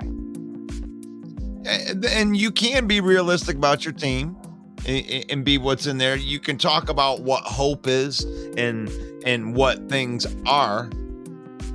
I think that's where people get on that hopium, right? And then you want to see the season play out. And then when the season plays out, maybe your hope was right. It's like at the beginning of the season, I don't know if you shouldn't have drafted a running back, blah, blah, blah, blah, blah. But now despite that he did fumble the ball, but I don't know whose fault that was. Great season. But yeah, you're like, okay, so now it isn't a wonder if this guy is good. We know that he's good, and you're going into the next season, right? You got Brian Branch, and you got these core players that you're going, I wonder if they're good. Oh, I hope that they're good. Hopium. And then you go through the season and then they are actually good. And now you know that you got these young players that are developing going into the next season. So I think that's where I want to take people's mindsets, especially with you guys, man. I know we've been on Hopium on here a little bit. Hopium is rampant in Chicago. I mean, I'm you just guys got the happy. You guys got the happy off-season things about ready to happen, right? yeah. I mean, and look, we pulled off probably the trade of the decade, if not the century, considering that the century's only 24 years right now. Last year. I mean, hope rings eternal that the team played well down the stretch. You got draft picks, you got money, you got optimism. You gotta love it. I mean, this, like I said, look at the Packers. They're on the hopium. Oh yeah, Packers are definitely on the hopium, right? I mean, look at Why shouldn't they be? Yeah, the only team that's probably not as high off the hopium as the rest of us right now is Minnesota, and I get that, but they did well too. I mean, I'm telling you, I can't wait for next year. It's gonna be fun. Why do we watch this every year? Because we enjoy it and we have fun. Okay, this year's chapter for us is now over as a division. Now we get to look forward to the next chapter, and the next chapter looks to be awesome. It's like watching your favorite television series. The season finale just happened. You just got a cliffhanger. Now we get this whole break in between the next chapter that we get to look forward to, and I think we're going to have a hell of a show next year. Hell of a show next year. And you guys, like, I look at a guy like Brisker, right? You had the hope that he was going to be good, and then the season played out, and then you find out that he's actually good. And then now you don't have to hope on that guy. Now you're hoping for a new guy in a different position, but now you know you got a good player. Now you know that your GM hit on that pick, and that you can say, yeah, we got Jake Von Brisker in the second round. And that's what you're really doing as you're developing these teams. That's where you build your hope thing. That I don't know what is that. You got a hope chest. We're at that point now where if you look at the way Poles has drafted the last 2 years, you're like, okay, he's going to get 2 more starters in the first round. He's going to get a starter in the third round, and we're going to sign someone, and we're going to compete for the North. And that's how Bears fans feel right now. We feel we can compete for the North next year because we're kind of seeing what you guys did last year coming into this year and go, yeah, we're in that same kind of boat. Yeah, we have house money now. We're going to get some more impact players. So the hope is less hope and a little more expectation, I think, for us next year. But we've got big reason for hope. And because of how we've drafted, how we've played, just like the Lions should be the highest team in the North on hopium for next year because of where you just were. I love that. I'm going to coin. I love that hopium. That's great. That's perfect. That's exactly what it is. Yeah, that's actually Greg Rice. Greg Rice, he said that I think it was last year. Was that? I think he did. Yeah. Was that during the draft show? Yeah. Maybe it was one of his a Riceism. Yeah, it was a Riceism. I'm looking for these. I'm on Over the Cap right now, and I'm trying to look for Josh Reynolds' contract. Is he done? Is Josh Reynolds done for 2024? I can't find him on here. I'm sure you guys you probably, because you guys haven't really been paying attention to your free agent tracker yet. I'm sure you got a couple guys to resign. I'm sure you guys got. We don't. We really don't. I mean, the thing is like our team has a whole bunch of guys that are going away that you wouldn't care about. And I'm not saying, that they don't care about them, but like, right. Like Romeo Okwara, right? Charles Harris, Haloti Puti Vaitai. And really, those were guys that were kind of, had one foot out the door anyway. Bill Dorr. Bill Dorr was just a practice squad guy. And what's funny though? You don't say his name on our show because Woody will try to come through the screen and kill you. It's a curse word. Bill Dorr is a curse word to Bears fans.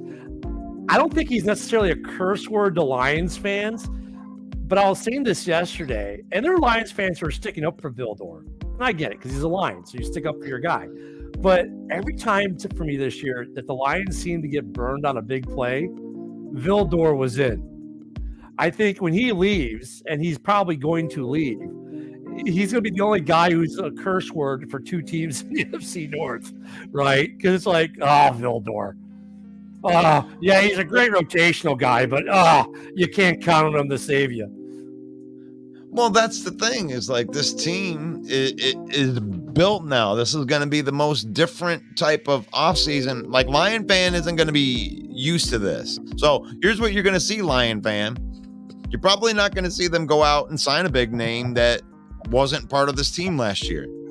You're going to see them probably extend a few players that are already on this team that were in their from their first contracts. And I think they're going to try to get like a cornerback and a defensive tackle that's high end. And the team's built outside of that. I mean, when you think of it offensive line wise, you got Panay. Ragnow will obviously play with one leg, and it doesn't matter. Like the dude is a tank. The dude's probably going to play 5 more years with one toe and one knee already bitten off. I mean, the dude's the toughest guy in the NFL. And then, Taylor Decker he already said he's retiring a Lion. I mean, he was here for 2013 and watched, go through the pain, almost getting the pain, almost getting to the second round and then going through about the lowest of lows. And now he's here for the Phoenix coming out the fire. So he's going to be there. We've got young offensive linemen that are already on the roster that we're already developing. On the defensive side of the ball, it's a whole bunch of rookies and second-year players. Levi, Aleem. Oh, they might want to extend Aleem McNeil sometime this year. That might be one of the extensions. I think the only thing we can worry about, or if you want to taper your hopium, and Bears fans, we got a little bit of that this year. We had a great left tackle last year as a rookie. He kind of fell off this year a little bit in the second year. So as a Lions fan, if I'm going to take any kind of dose of reality pill, I think that's the only thing where I would temper myself is, okay, my rookies had a great year. Will they have sophomore slumps? It's called a sophomore slump for a reason. The question, I think, for the Lions and for the fans are, who's going to have a slump and who isn't? Some will, some won't. They're not all going to be roses next year. One or two of them will probably have a slump, and then it's going to be a question of how much does the slump affect me? I don't know about that because of the positions that they play.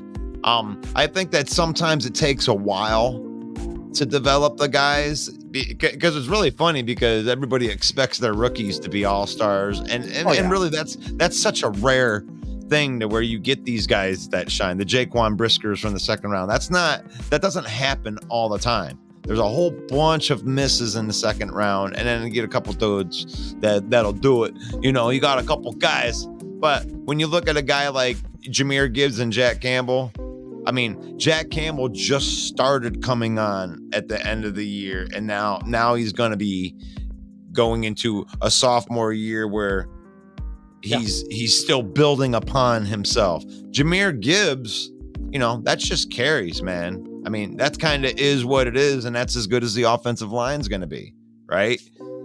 Brian Branch, he's going to be a good nickel back.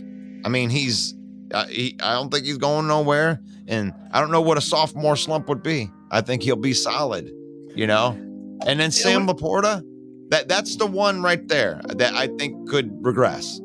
But Jones had a quote unquote sophomore slump. He had more penalties this year than last year, but overall he still played solid. So you can have a quote unquote sophomore slump and still be a solid player. But I think you'll see some drop off. I mean, that's not a knock on him. It's just there's more film. DC's like on Laporta will learn how to cover him better, how to protect against him better. That's just evolution of the game. And Laporta has another big season too. So. Yeah, but I mean, the thing is like even if he does go backwards, it's not like 900 yards receiving and it's not going to go back that far. But I mean, I could see him getting like 700 yards receiving and like 8 touchdowns instead. But I don't know. I think that they're building a offensive juggernaut here in Detroit, and it's here to stay regardless of who the offensive coordinator is. The talent's in there. They know how to play with each other. What I think is great is you look at this division And I'm not surprised that the Bears were the number one team in football against the run, and that the Lions were pretty stout against the run, and that Minnesota is pretty good against the run. And even Green Bay was the worst at the run at 25. They were the only ones that far back, right? But this division is a run division. We've built our defenses to murder the run, and we've built these offenses to murder you with the run. But the interesting thing about murder you if you murder my run. That's the mentality of the Lions. Like we're gonna kill you on the slot if you're gonna come at me with the run. That's what I'm saying. Yeah. We got good tight ends in the division. Each team boasts at least one. I'll throw Kirk in there from Green Bay. At least one solid go-to can kill you receiver. At least one, right? The Vikings, you may say, have two, right? When Jefferson is healthy and they got two young stud receivers. I mean, this division, how can you not like being an NFC North fan right now, the way these offenses and defenses are being built? I seriously think that this will be the division in football next year. And it's a black and blue division again. I love it. As a fan, think about what just happened, though. I mean, really, the Bears weren't really out of it until like week 17, and then the Vikings ran into us. But then we took two teams into the playoffs. We won 2 games. Green Bay beat Dallas. So it's like, I mean, I don't know. I think that we're already the black and blue division. I mean, isn't that amazing, Russell? Though, look at the way the Bears started, and the fact that they were not eliminated till like basically the last week of the season is ridiculous to even fathom. When at week 5, like, well, the Bears are going to have the number 1 and the number 2 pick. Holy crud! This is the question that is like the biggest to me in the off season, because I know that the fan base is divided on what they want. It's the clickbaity. It's the clickbaity topic, and I get it because look, you've got a young. Well, not really. It's the biggest thing that you guys got going on right there. I think organizationally, it's not as big of a deal as it is to guys like me and you who do this, and guys who put content out, and fans, because it's something we can talk about that's juicy. I think organizationally, they know where they're going to go, and it's not as big of a thing as we're making it out to be. I think some of what you're going to see in free agency is going to tip the hand further, but I understand why the Bears are playing coy. But they don't know. I think they know. They may know, but the thing is like I'm bringing it up, and I don't think it's clickbait. It's really the question of the offseason for the Bears is like, you got the number 1 pick, and possibly, and what people call, and I don't care what your opinion is, but 5 quarterbacks that could go in the first round, possible franchise quarterbacks. I mean, and then you got Justin Fields getting towards the end of his rookie deal. In this league, if you can have a guy and get a couple cheap years out of him, Trey Lance, he might one of his own guy. Trey Lance was Caleb Williams in that same draft as Fields. Think about that. I think this is a lot of before Fields. He went way before, and San Francisco paid for it, right? I think this is a case where Poles is going to let all this stuff that's happening in the media and talk happen, because he wants to be able to have the option to trade out of 1 to 2 or 3 to still get his guy and get more capital. Because if you can, why wouldn't you? If I could trade with Washington or New England, still draft, let's say Marvin Harrison Jr. is my guy. If I can position myself to where they think he's not my guy, and I can trade out of 1 to a 2 or 3, still get Marvin Harrison and then get another first round pick for next year, why wouldn't you do that? Or if I could get a team like Atlanta to give me, I don't know if I'd want to go that far back, but I hear some of these proposals. You don't. That's the thing. That's why this is the question that will rest in the mind, because the reason that you don't do it is if you want to pick your franchise quarterback and you do that at 1. You just make the pick. Take your guy. But I think And like it'd be tough. Trade up to get Marvin Harrison Jr. if you really want him at number 2, and then do what Houston did. We'll go ahead and pick at number 1 and number 2. You only got to trade up 8 spots. Go get your guy, but don't take any chances on not getting your QB if you believe in one. I think they believe in Justin, though, honestly. My honest opinion is Justin's going to be in a Bears uniform. He'll be QB1. That's a gamble, though. That's a gamble. Yeah, but the draft is a gamble, too. The draft, I would say this, at least Fields has shown the progression. He's shown you what the future No, it's a can gamble be. not to draft a quarterback. You guys should know that better than anybody. Well, you traded up for exactly. Trubisky where Mahomes was at, and this time But you that's what I'm trade saying. down to 9. You take an offensive lineman when Look CJ at- Stroud was available. Look at Trey Lance. Look at Trey Lance. It's another perfect example. They trade up to get their quarterback in the future, and he's now the backup to the backup in Dallas. Right, but now look at CJ Stroud and look at that Houston team that's got a loaded young team. That's with a very a franchise uncommon- quarterback. But that's a very No. uncommon, more of a one-off thing than because look, No, we can take, you got a shot to take the number 1 player in the draft. You don't. Well, I mean, how many times you want to do that, Ken? Well, if I'm going to take the number 1 player in the draft, then it's not Caleb Williams. It's not Drake Well, May. okay, now you're into It's- opinions. This That's comes what I'm into saying. The opinion, though, is here's the thing, though, too, with Marvin Harrison Jr. A lot of people say he's the best football player, period, in this draft. Though his comparables, the best wide receiver we've seen in the draft since Megatron. Would you not want to draft Megatron? Sure, I'm not. Hey, dude, I'm an Ohio State fan. I know all about Marvin Harrison Jr. That's what I'm he brings saying. to the table. So, but the question here being, and this is the thing that the organization may already know, but the thing is Ryan Pohl may already know he's taking Caleb Williams. I mean, he may. There's a lot of jostling that we're seeing right now because let's face it, GMs, he may like a different quarterback. Yeah. He may like, Drake May or whoever you're looking at. I mean, I guess it's like this though too. Did we ever in a million years see the trade last year happen? Were we not all just kind of, he's a rookie contract, 2 more years, Fred.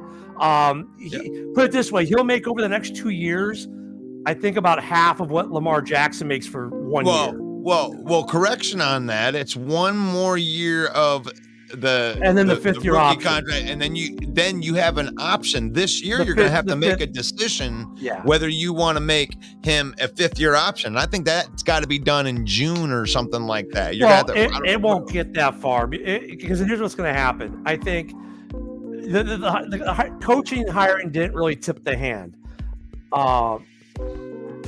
Free agency may not tip the hand. The draft will happen. If he's still in a Bears uniform the day after the draft, the next day they're going to exercise the 5th year option. I mean, I think that's probably how that goes down. So, if he does get traded, you believe that he will be traded before the draft? They would have to, because they're not going to draft Caleb Williams, then try to trade Justin, because now you've lost you've lost to because everyone. Hey. You see what I'm saying? Everyone's drafting for next year. So now if I wait till after the draft. About this though, Ken. Well, I mean, how about what about draft Caleb Williams and keep Justin Fields? What you're saying is not wrong 20 years ago. Unfortunately, because you're right. That's how it was 20 years ago, 25 years ago. You drafted a quarterback in the 1st round and they sat for a year or 2. But now, if you draft a quarterback in the top 10, the fan base expects that guy to start, right? They expect him to start right away. And I think that's a big mistake. And that's where Green Bay did the whole Jordan Love situation correct. They took him in the 1st round and he sat for a couple years. And look what happened. The proof is there. Look at Mahomes. He sat for a year. Yeah. And then, but the problem is fan bases these days, if you're drafted in the top 10, they basically expect you to start day 1. It's kind of like the NHL. If you're picked 1 or 2, I'm just throwing out options. I mean, you don't have to defend every point, but it's just like just the overall options. You got other Bear fans that are watching on, Mike the Bear Fans profile right here. And, some of them are thinking, oh man, Fields is the man. I mean, yeah, just go through this next year. Don't do anything. We can extend him. Half of the people are like, oh, I am so sick of him throwing, interceptions and, and not showing up in the big games or whatever their bitch is on Justin Fields, and they want to move on. So where is that? Where is the fan base at? Where are you at? Put that in the comments. Yeah, and if I was going to draft a quarterback, honestly, if I'm staying with Justin, maybe if I trade out from 9, I take a quarterback in the second or third round or later in the first round and do a Jordan Love kind of thing. That would probably make more sense. That's not juicy enough. You're right. This is clickbait. We ain't trying to find out quarterbacks in the second round. Are they going with this guy right there, Justin Fields? That's where you get at the danger at the end of these rookie contracts, right? Because if you like Justin Fields, which I know a lot of the fan base does, and believe me, that dude is slippery. I think that he's slipperier than Lamar Jackson is when it comes to being able to make plays with his feet out the backfield. But I mean, he's shown like flashes and maybe better than flashes. But are you willing to bet on that $50 million a year style right there? Or if you're Ryan Poles and you've built the rest of this team pretty good, it's like, man, I want my guy. I want my guy. I mean, no offense to Justin Fields, but I want to draft my dude. I got these offensive linemen. I want these things to go on. Some of you feel like that because look at this. I mean, these guys talking like Lamar Jackson's MVP. He was the MVP, but look how he shows up in the big games right there, right? Like, I can at least hang my head high after this San Francisco game right there. I thought Jared Goff played a pretty clean game. Those plays in the second half, they weren't his fault. All you can do is put it on their hands. He had a couple errant throws, but he had a clean game. Touchdown pass, no INTs. Lamar Jackson, damn, dude, you're the MVP, ghost. Where'd you go? MVP can't be put on hook. I mean, you want to call this guy the GOAT already? He's chasing Brady. You better thank your defense. Yeah. You better thank your defense because this time you only put up 17. That ain't that's nothing to call home about. It's you, Lamar Jackson. You got your whole fan base believing you, and you didn't show up in the biggest game. Now, is that Justin Fields in the biggest game? I mean, is that what you want, or you want to reset it? You want to reset it. I think there's parallels here. I mean, think about how bad that franchise feels. I mean that defense that the Baltimore Ravens has, right on that level where you like the Chicago Bears defense to be. You want to be big and tough, and you got that good defense. And then this guy that you believe in, the MVP of the league, because he can run. He goes out there, he has a good season, becomes MVP, and he doesn't show up in the biggest moment of the game. Man, that touchdown he had yesterday, he made that touchdown look so easy. Just a little flick, and then, beautiful. The flower. I mean, it's plays like that gets Lamar the hype. But then the rest of that game, they just felt, I don't know, it's like they couldn't get anything going. They couldn't get the run offense going. They couldn't get their pass offense. I take yesterday's game for Lamar as just, and their defense was atrocious too, in a way. But man, I'm sorry, that it's a sidetrack that, but Lamar, I don't think he's done yet. No, he's not done. But the thing is like Mahomes is like he's chasing Brady. Like, and that's crazy to even think that. But if he gets this will be his third. Yeah. Right. This would be his third. And he's been in 4 out of 5 of the Super Bowls. It's like that, yeah. Obviously after a long period of time, this is where I went with Brady too, because I was always a defense apologist. I always try to make excuse. Oh, well, he's got that. Oh, he's got that. Oh, he has West. Oh, come on, blah, blah, blah, blah. It ends up becoming the common denominator in the success of teams was Tom Brady. And it's starting to happen like this with Patrick Mahomes too, because, oh, wow, yeah, but Tyreek Hill leaves. We'll just make it work with the new guys, whatever. That's greatness. That's somebody that elevates their team in no matter what. Oh, well, who are we gonna make a hero out of? Oh, Rashid Rice. Okay, you're the new guy. Whatever. You better thank Patrick Mahomes for your bag when you get it, if you get it, because this is one of the greatest of all time. You get to witness it, and he's back in the Super Bowl again. And there's a lot on the line in this game, like legacy-wise, right? I mean, Shanahan's been to the NFC Championship like 4 out of 5 years. This is the first time he's been in the dance as a coach. Brock Purdy, Mr. Irrelevant against, the man, he's walking on water. He's going to walk on water all the way out to Las Vegas. Patrick Mahomes. And it's legacy defining for Holmes because it would be his third. He's chasing Brady. But it's also legacy defining for Kyle Shanahan and Brock Purdy to be able to do that. Christian McCaffrey.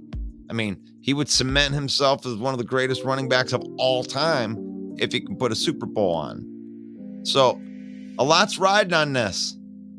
This is a legacy Super Bowl right here. Legacy Super Bowl. I don't know. I have a hard time picking this. I'm interested to see what the line would be. What the opening line on that would be. But no, I thought that the Lions had a great season. And even in that game, it's okay. But I'm gonna let you guys go.